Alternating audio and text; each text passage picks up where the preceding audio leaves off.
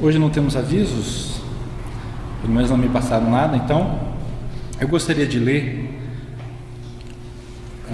uma mensagem que nós recebemos ali na frente, as pessoas que estão em tratamento, sinais de alarme. Há 10 sinais vermelhos no caminho da experiência, indicando queda provável na obsessão. Quando entramos na faixa da impaciência, quando acreditamos que a nossa dor é maior, quando passamos a ver ingratidão nos amigos, quando imaginamos maldade nas atitudes dos companheiros, quando comentamos o lado menos feliz dessa ou daquela pessoa, quando reclamamos apreço e reconhecimento, quando supomos que o nosso trabalho está sendo excessivo, quando passamos o dia a exigir esforço sem prestar o mais leve serviço, quando pretendemos fugir de nós mesmos através da gota de álcool ou da pitada de entorpecente, quando julgamos que o dever é apenas dos outros. Toda vez que um desses sinais venha a surgir no trânsito das nossas ideias, a lei divina está presente, recomendando-nos a prudência de parar no socorro da prece ou na luz do discernimento. Vamos pensar para não cair nessas tentações. Então agora vamos elevar o nosso pensamento a Deus e dizer: Senhor, mais uma vez estamos aqui na sua frente, Senhor, como teus filhos amados, que somos protegidos por Ti, Senhor. Nós te pedimos nesse momento que o Senhor interceda por nós, por cada uma das nossas aflições, por cada um dos nossos problemas. Nós sabemos que o nosso Mestre Jesus, seu Filho amado, já esteve por aqui, nos dando mostras do que fazer, nos ensinando o caminho.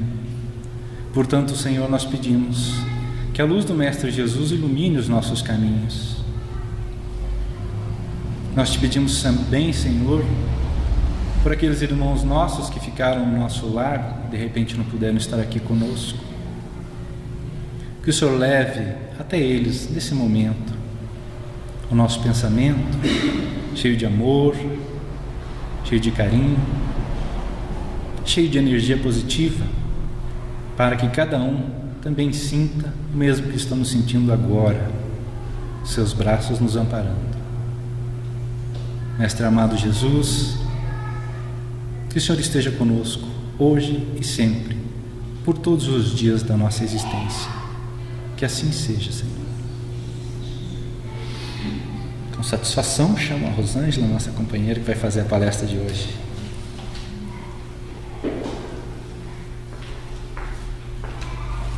Boa noite a todos. É com muito prazer que a gente se encontra novamente aqui, né, entre amigos, entre companheiros, entre irmãos. E a gente quer assim agradecer por este momento. Eu quero agradecer a Deus por essa oportunidade, novamente, né, ter sido convidada para falar em nome dele aqui, né, que a gente consiga ter essa força, essa coragem, que a gente consiga ter essa luz, né, que só ele pode nos dar. É como eu sempre digo, né, quando eu venho aqui na frente falar, a gente fala, a gente escuta primeiro e a gente pensa primeiro. Então a responsabilidade de quem vem aqui é muito grande, é muito sério, né? E todas as vezes que eu venho falar alguma coisa que eu hesito, né, em o que falar, porque é muito sério, né? As pessoas cobram da gente e a gente também se cobra, né? Será que eu estou fazendo, né? Será que realmente, né? E dessa semana eu liguei para a Esperança e falei: Esperança, eu não tenho participado do centro, né? Por alguns motivos, né, pessoais, problemas, dificuldades, assim. E eu falei: eu vou fazer a palestra, né? Porque, sei lá, me senti meio mal.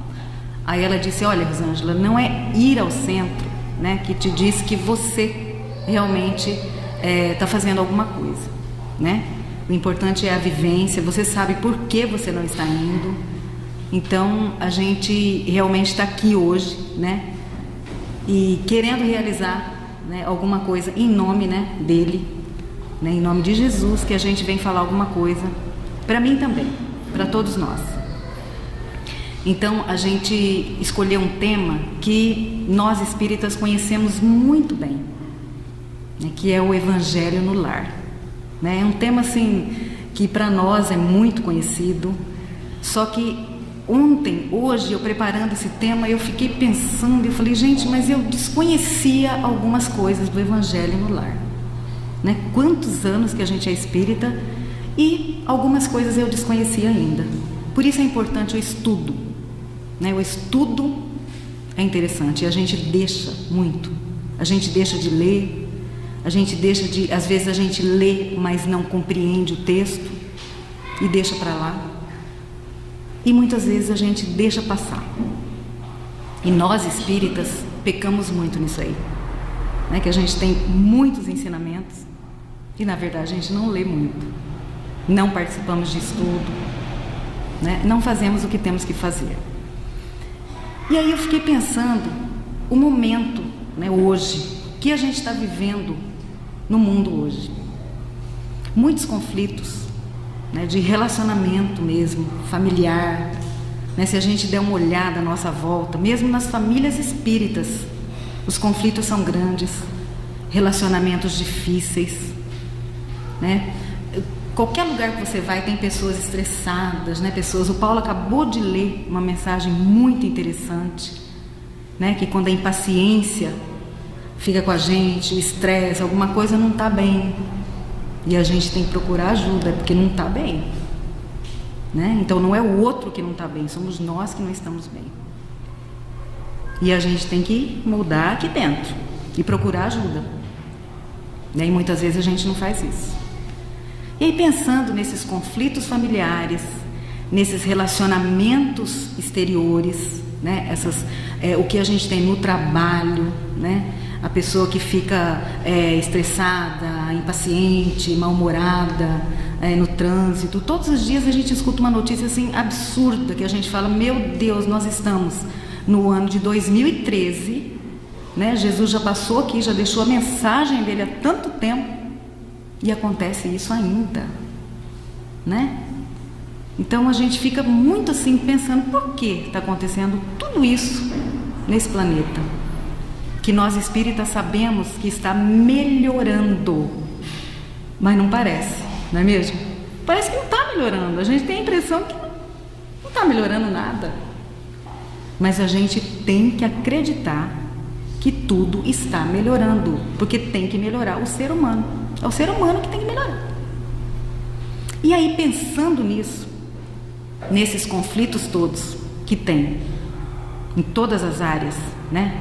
No profissional, no social, né? Em tudo, no familiar, tudo tem conflito, porque onde está o ser humano vai ter um probleminha ainda. Aí eu pensei, onde que a gente pode encontrar alguma coisa que ajude a melhorar tudo isso que está acontecendo, né? Que tem que ser meio devagar, e a gente sabe que isso é um processo evolutivo. E aí pensei nesse tema do Evangelho no Lar. E vocês vão de concordar comigo que o Evangelho no Lar, quem faz, ajuda muito e muito nas nossas dificuldades, no nosso dia a dia. E quem não faz ainda está em tempo. Aí eu fui ler sobre o Evangelho no Lar, que a gente faz o Evangelho há muitos anos, mas aí você fica assim, não, mas peraí, está tudo certo, né? Eu acho que é isso aqui que faz. E aí, eu acho até que vocês vão achar também interessante, eu descobri lá, assim, algumas coisas que eu não tinha pensado ainda. Porque ele segue um método, o Evangelho no Lar, né? O que é o culto do Evangelho no Lar? É uma reunião familiar, né? Que a gente marca um dia e uma hora na semana, não precisa ser todos os dias. Então você marca lá, vamos reunir a família e vamos ver um horário apropriado para fazer esse culto do Evangelho no Lar. Então vai ser no domingo, vamos supor, vamos marcar aqui para todos, vai ficar bom no domingo. Vamos lá, 19 horas então, vai ficar bom para todos. Aí às 19 horas estaremos reunidos no lar, né? Os pais, os filhos, quem morar naquela casa ou algum convidado, e vão estar reunidos ali. Muitas pessoas fazem em volta de uma mesa, coloca uma toalha branca, coloca-se uma jarra com água, que essa água vai ser fluidificada, e os copos na quantidade das pessoas que estão ali. Tem gente que faz na sala, todos sentados, né, no aconchego lá do lar, da sala da casa, ou na varanda, num ambiente que seja propício para essa oração. Está ali reunida a família, né, os parentes, as pessoas que estiverem ali naquele momento. Faz-se então uma oração inicial.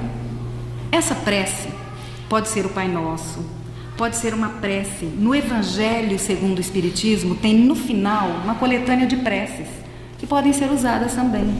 Tem livros de preces espíritas, ou pode ser uma prece, né, espontânea, que a pessoa faça de uma maneira clara, de uma maneira simples.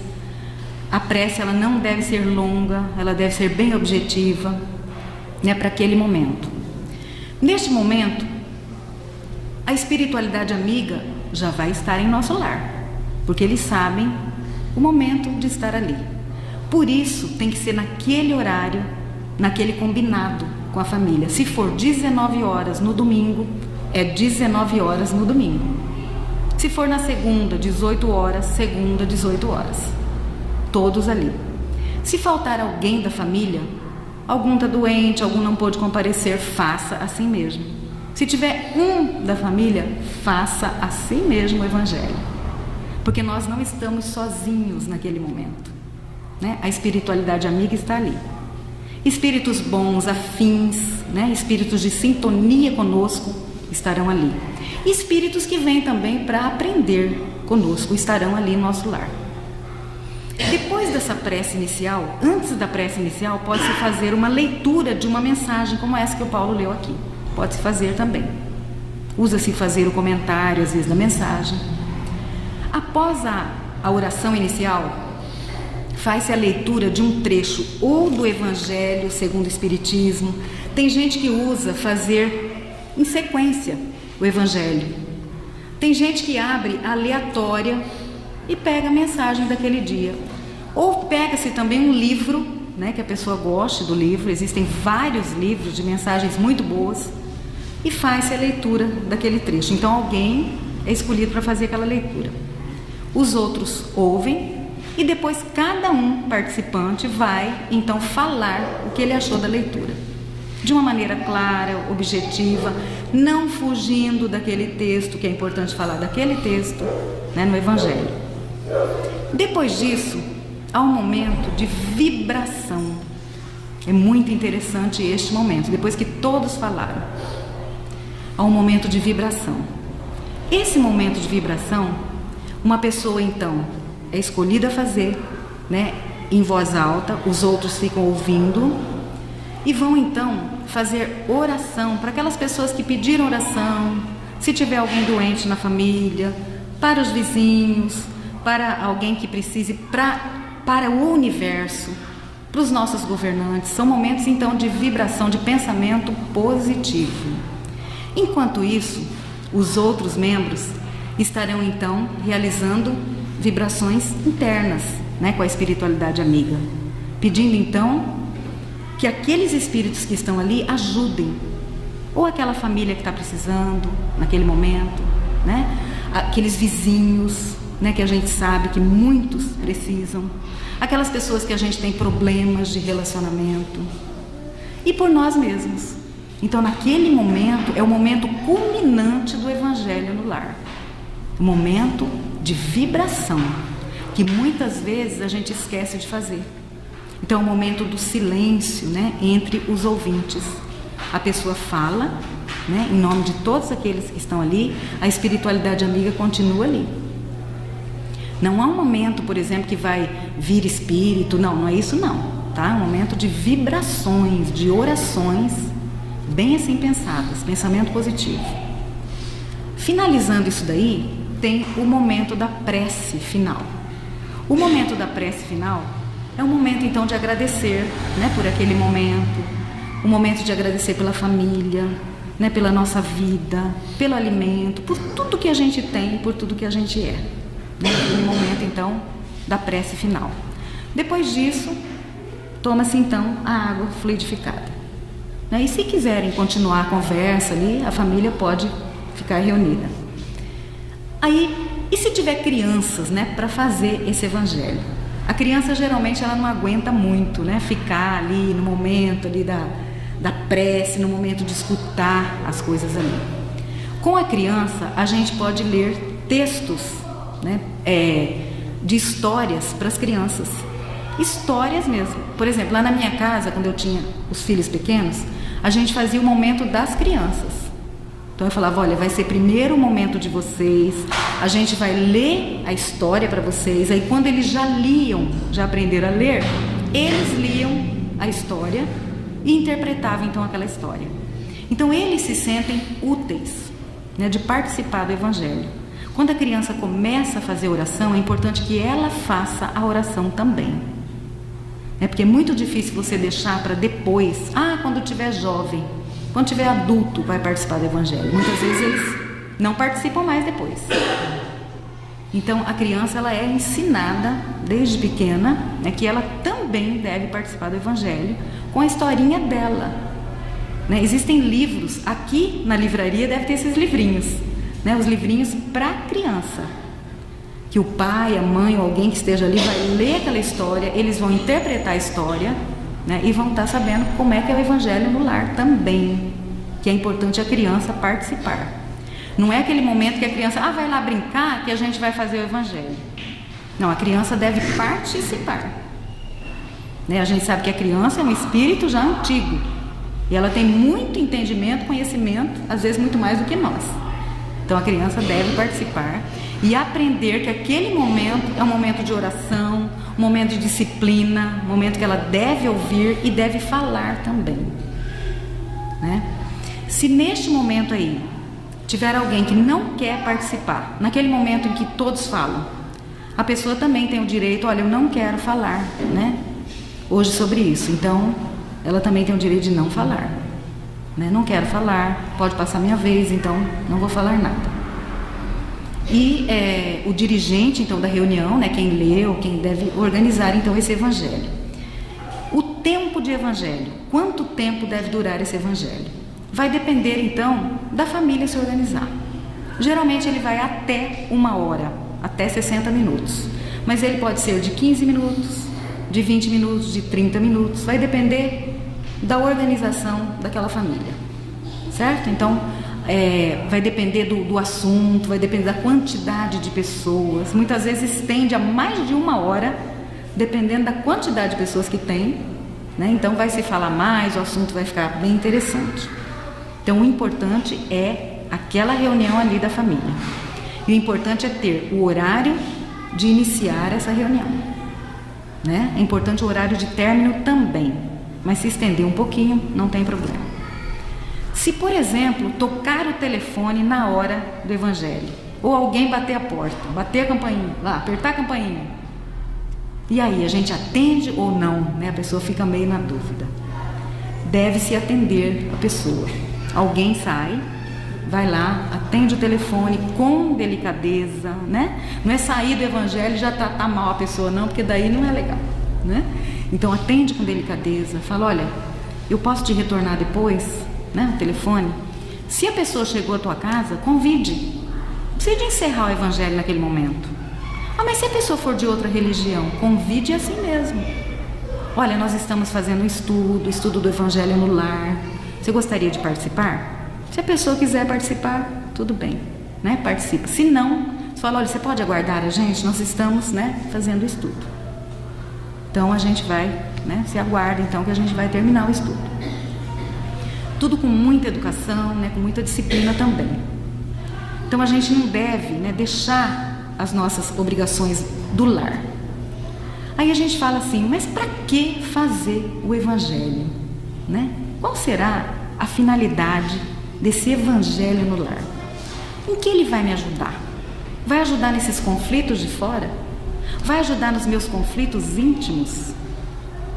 Né? Se eu fosse perguntar para vocês assim, será que ajudou alguém já na vida de vocês sair de algum problema que vocês tiveram fazendo o evangelho no lar? Eu acredito que muitos iam falar assim, né? Me ajudou e muito. A mim também. né? Foram nos momentos mais difíceis da vida da gente, é que a gente encontrou mais força na hora do Evangelho. Então é importante, gente, não tem que... mas nós estamos com um problema, né? Tá todo mundo meio doente. Faz o Evangelho, mesmo deitado. Não está aguentando levantar? Está doente? Fica deitado. Mas participa do Evangelho. Vai lá, participa, faz a vibração. É importante para isso, né? O Evangelho é para isso. E aí, eu vindo aqui, as finalidades, olha, do Evangelho no lar, unir as criaturas. Uma das finalidades, unir as criaturas. Aí a gente vai falar, mas na família já tem união? Será que tem união na família? Ou será que é só fachada, né? Será que realmente pais e filhos estão unidos em pensamento, né? Em união, em afeto e amor? Ou é só palavra, né? É só dar dinheiro, dar carro, né? Dar uma profissão para o filho, estudo? É só isso? Será que é só isso? Então é importante para unir as criaturas. Então por isso começar desde pequeno com a criança. Não, nós vamos fazer, mas eu tenho tal coisa. Não, mas nós vamos fazer primeiro o Evangelho. Vamos fazer primeiro o Evangelho? Nem que a gente faça mais curto, mas a gente vai fazer nossa oração em família, que é importante. Aí depois você vai para sua festa. Depois você vai passear, vamos fazer aqui. Que o que está nos ajudando é isso aqui. Então isso é importante. É o contato que a gente tem entre nós. Que muitas vezes durante a semana inteira nenhum viu o outro, nem pai viu o filho não viu o pai, não viu a esposa, não viu ninguém. Naquele momento é a hora de união. Olha só, proporcionando uma convivência de paz e tranquilidade. Isso acontece de um dia para a noite, assim, de um dia para o outro? Não. É com o tempo, né? Eu já vi muitas famílias que iniciam o Evangelho no lar com muitos problemas de desunião, briga, um monte de coisa. E de repente você vê que muda totalmente, né, o afeto, o amor entre as pessoas. Olha só, higieniza o lar com os nossos pensamentos e sentimentos elevados. Porque naquele momento do Evangelho, ninguém vai estar pensando em falar mal do outro, ninguém vai estar pensando em coisa ruim, nós vamos estar pensando só em coisas boas, naquela mensagem ali, na ajuda, no progresso, né, moral, espiritual, que é individual e coletivo também. Nós vamos estar pensando nisso. Aí, olha, vai então higienizar o lar, né? Porque nós não podemos ver, mas como será que está o nosso lar? Será que higienizar o lar é só limpar? Passar uma vassoura, né? Passar o aspirador, limpar lá com lavar, né? Lavar tudo. Será que é isso? Ou os nossos pensamentos, as nossas atitudes, né? O que a gente fala dentro do lar, para um filho, para uma filha, para o esposo, para a esposa, será que isso não traz uma sintonia ruim? Será que nós não chamamos, né, espíritos que não são muito elevados para dentro do nosso lar? Aí de repente a gente fala assim, mas eu estou obsediado, obsessor meu que não deixa eu viver bem. Então, será que nós não chamamos? Então, uma das finalidades do Evangelho no lar é higienizar o nosso lar. Porque a partir do momento que nós pensamos coisas boas, falamos coisas boas e agimos no bem, nós estaremos também fazendo uma limpeza espiritual, que a gente pode dizer, dentro do nosso lar, né? Porque estaremos limpando o nosso pensamento, né? As nossas atitudes. Proporcionar no lar e fora dele o fortalecimento necessário para enfrentar dificuldades materiais e espirituais. Então olha só, nós temos problemas dentro do nosso lar e fora dele. E como que a gente adquire tanta força para enfrentar isso? Será que é vindo aqui no centro só, tomando passe? Será que é isso? É muito fácil, né? Muito fácil. Nós temos que ter atitudes elevadas. É difícil atitudes elevadas? É difícil. Então o que a gente tem que fazer? É primordial, gente, o Evangelho no lar. Ele vai dar sustentação para a família. Se todas as famílias fizessem orações, né, mais orações com a família ali unida, estaríamos melhor. Com certeza, né? Manter ativos os princípios da oração e da vigilância, porque através do Evangelho no Lar nós vamos estar orando e ficando mais vigilantes em relação a tudo que nos acontece. Certa vez eu li num livro que toda família que faz o Evangelho no Lar, se a gente pudesse ver, né, do alto, ela recebe uma luz, né? Então nós não vimos isso, a espiritualidade amiga que vê isso daí, né? Então a gente tem mais proteção, então a gente precisa de realizar essas orações também. Elevar o padrão vibratório dos familiares, a fim de que possam contribuir para a construção de um mundo melhor. Então olha só que profundo, ó. Elevar o padrão vibratório de todos aqueles que estão participando ali, ó. E daqueles que a gente faz oração também, que é vibração. Lembra da hora que eu falei da vibração? A vibração, você manda pensamentos, né, positivos, coisas boas para as outras pessoas, independente de você não gostar, de você não simpatizar com aquela pessoa, mas você está mandando pensamentos bons, a fim de que possam contribuir para a construção de um mundo melhor. Então é a família se unindo, né, em oração com a espiritualidade amiga que faz parte da nossa vida, para que a gente possa então ajudar no progresso da humanidade. Se a gente perceber, né, eu já falei aqui, várias pessoas já falaram, que nós vamos melhorar pela educação, né, pela educação e pelo amor. Se a gente se educar no amor, a gente vai melhorar o mundo, e tem que partir de cada um. Gente, é fácil, né, fazer o Evangelho no lar, né? Queremos mudar o dia, por exemplo, eu quero mudar o dia, não posso mais fazer no domingo, porque no domingo as pessoas não estão, nós temos muito compromisso, surgiram vários, vamos mudar, né? E vamos falar com a espiritualidade amiga também. Olha, espiritualidade amiga, a gente não vai estar aqui, né? Nós vamos mudar o nosso Evangelho para tal dia, porque vai, né, proporcionar maior união. É importante isso também, né? Então, gente, o Evangelho no lar, muitas vezes a gente não valoriza. Fala assim, mas hoje nós não vamos fazer não, hoje nós vamos em tal lugar, a gente vai deixar. E faz falta. Comigo já aconteceu muito isso, né, de deixar de fazer e naquela semana parece que não fica legal. Com vocês já deve ter acontecido isso também, né, da gente ter que deixar esse compromisso, né, de espiritualidade dentro de nós. Porque o que está faltando em nós?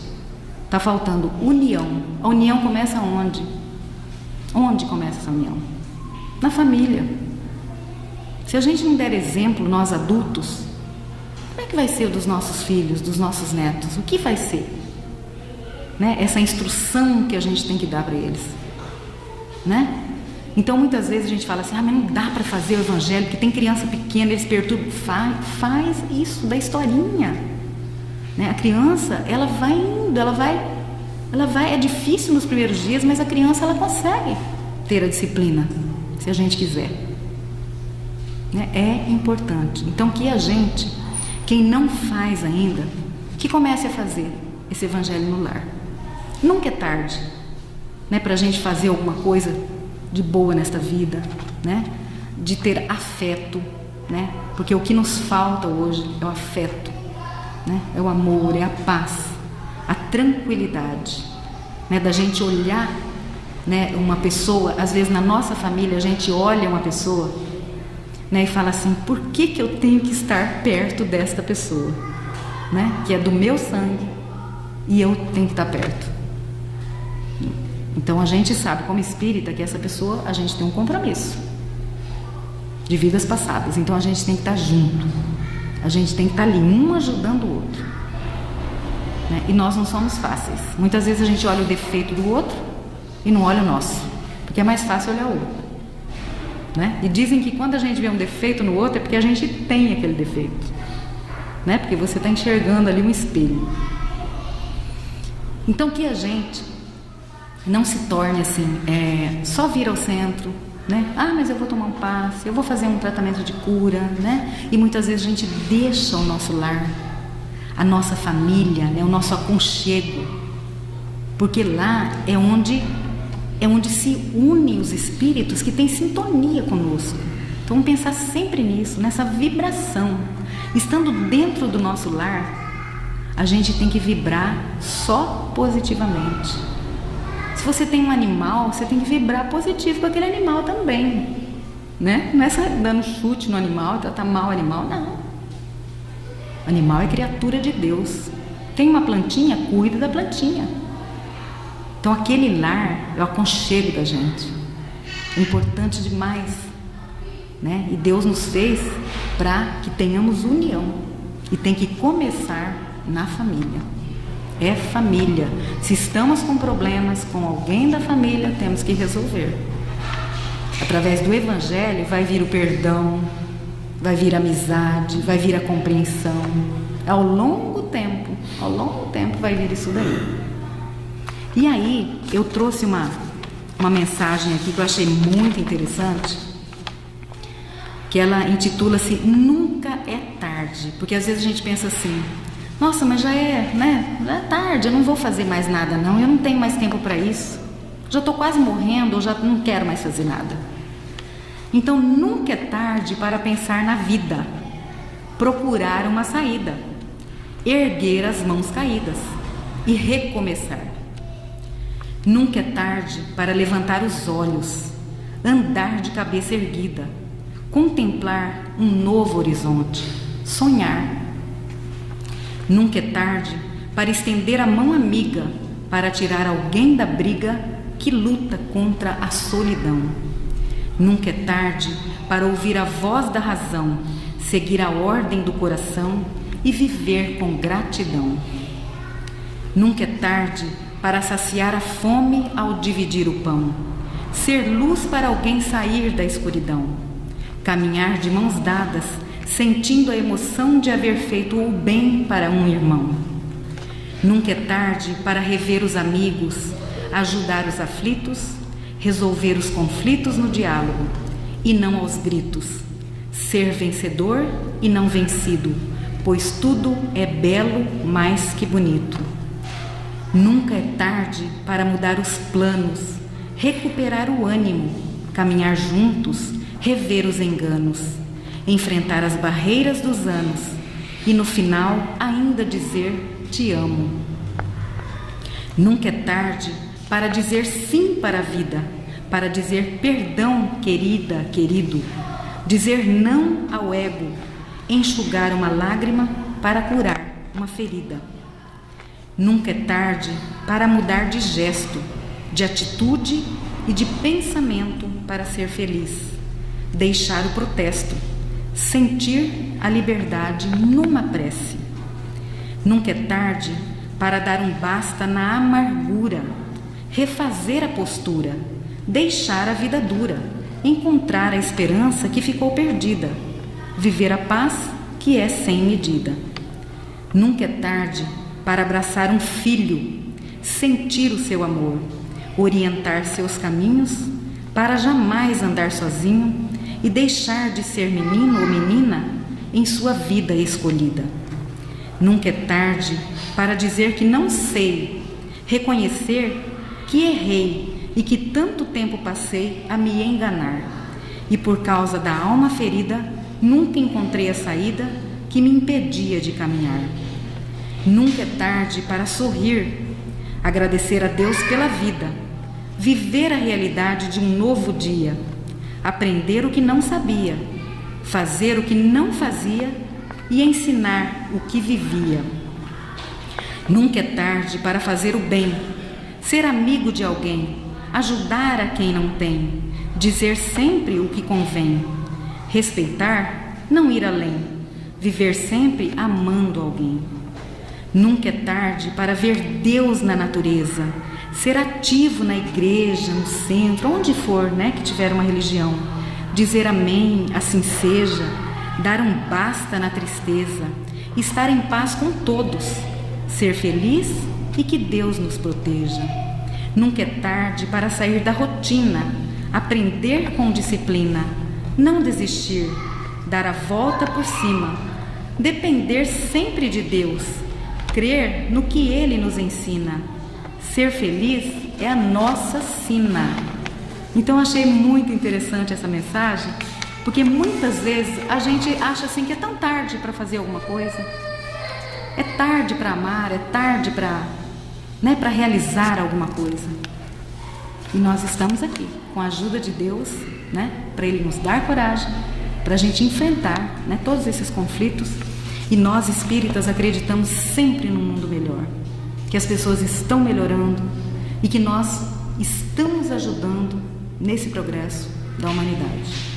Quero agradecer pela atenção, quero agradecer a Deus por esta oportunidade de estar aqui e que Ele nos ajude, que a gente consiga sentir a presença dEle sempre em nossa vida, que nós não abandonemos essa presença, por causa de coisinhas que vão passando pela vida e que a gente vai valorizando mais do que isso aqui que eu li, o sorriso, a paz, a paciência, o equilíbrio, e que Deus nos abençoe sempre. Muito obrigada.